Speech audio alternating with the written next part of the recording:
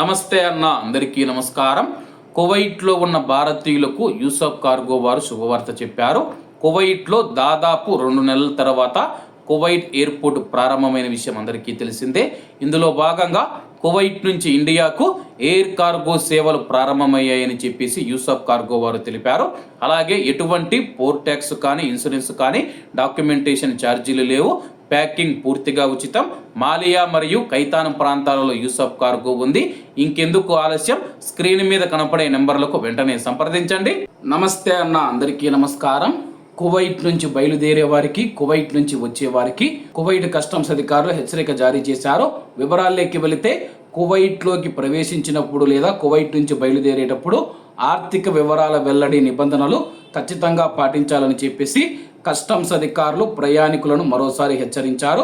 కుటుంబ సభ్యుల మధ్య ఏ రూపంలోనైనా డబ్బును దాచిపెట్టడం ద్వారా నగదు వెల్లడిని తప్పించుకునే ప్రయత్నాలను నిశ్చితంగా పర్యవేక్షిస్తూ ఉన్నామని చెప్పి చట్ట ప్రకారం చర్యలు తీసుకుంటామని చెప్పి అధికారులు తెలియజేశారు. కువైట్ కస్టమ్స్ అధికారులు పోర్టు మరియు కస్టమ్స్ దర్యాప్తు వ్యవహారాల డిప్యూటీ డైరెక్టర్ సలెహ్ ఆల్ ఉమర్ గారు స్థానిక మీడియాతో మాట్లాడుతూ, మనీ లాండరింగ్ మరియు ఉగ్రవాదానికి నిధులు సమకూర్చడాన్ని ఎదుర్కోవడానికి ఉద్దేశించిన అంతర్జాతీయంగా ఆమోదించబడిన చర్యలకు అనుగుణంగా 3,000 దినార్ల కంటే ఎక్కువ లేదా దానికి సమానమైన విదేశీ కరెన్సీ అంటే $10,000 లేదా 3,000 దినార్ల కంటే ఎక్కువ తీసుకొని వెళుతూ ఉంటే అటువంటి ప్రయాణికులు చెక్కులు లేదా బదిలీ చేయదగిన ఆర్థిక సాధనాలు తీసుకువెళ్లే ప్రయాణికులు ఆ నిధులను తప్పనిసరిగా కస్టమ్స్ అధికారులకు డిక్లరేషన్ రూపంలో తెలియజేయాలని చెప్పి తెలపడం జరిగింది.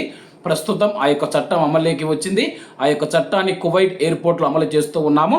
ఒకవేళ ఎవరైనా 3,000 దినార్ల కంటే ఎక్కువ విలువైన, అది దినార్లు కావచ్చు, డాలర్లు కావచ్చు, రూపాయలు కావచ్చు, రియాల్స్ కావచ్చు, దిరమ్స్ కావచ్చు, ఏ రూపంలో తీసుకువెళ్ళినా సరే కానీ 3,000 దినార్ల లోపు తీసుకొని వెళితే కానీ ఎటువంటి ఇబ్బంది లేదనమాట.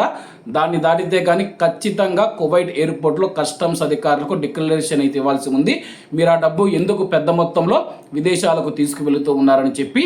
అలాగే ఇండియా నుంచి కువైట్కి వచ్చినప్పుడు కూడా మీ దగ్గర 10 లక్షల రూపాయలు దాటితే కానీ దానికి కూడా మనం చూసుకుంటే కానీ మీరైతే లెక్కలు చెప్పాల్సి ఉంటుంది. కాబట్టి అందరూ బాగుండాలి, అందులో మనం ఉండాలి. అందరికీ నమస్తే అన్న, జై హింద్.